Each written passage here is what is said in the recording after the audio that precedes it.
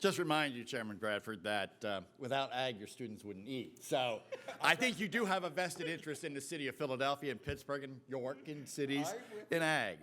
The other thing I wanted to do is correct Representative Committa in thanking the governor for the libraries. It was not the governor who put $5 million in for the libraries. It was the state legislature who put them in.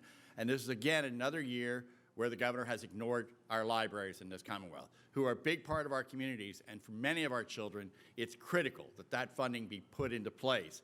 And I'm disappointed that, again, the governor has not made recommendations to at least increase that line item by some amount.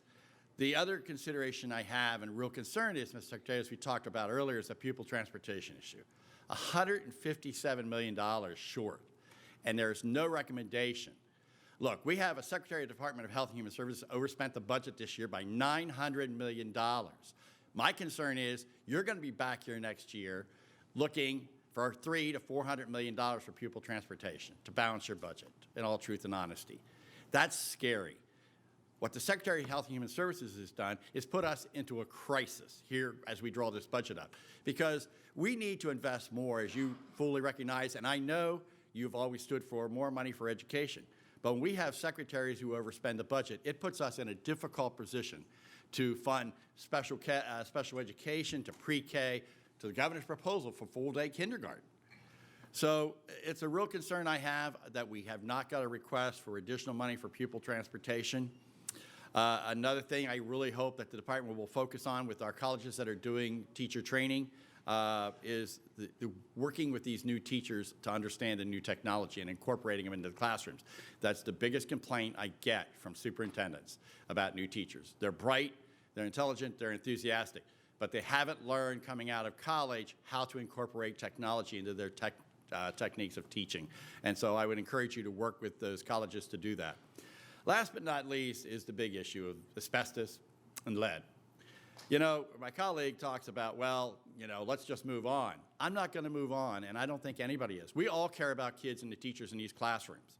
But the incompetence, the malfeasance in office that these school boards have had, every one of these school districts that I know of that have not dealt with this issue that's been around for 40 years are getting over 48% of their funding from the state, compared to other school districts in York and Montgomery and Chester counties and across the state who are getting 15 to 19 to 20% of their funding.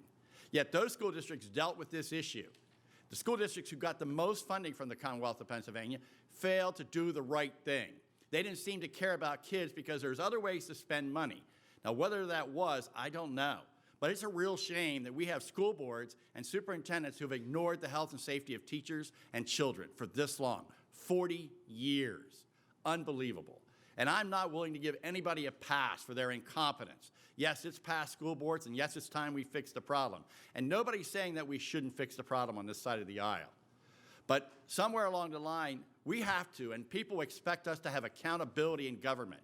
That's why so often government is looked down on, is because there is nobody held accountable when they do malfeasance in office, when they mismanage the dollars that our taxpayers donate. They don't belong to Stan Saylor or Matt Bradford. They belong to the taxpayers of Pennsylvania, and they expect accountability.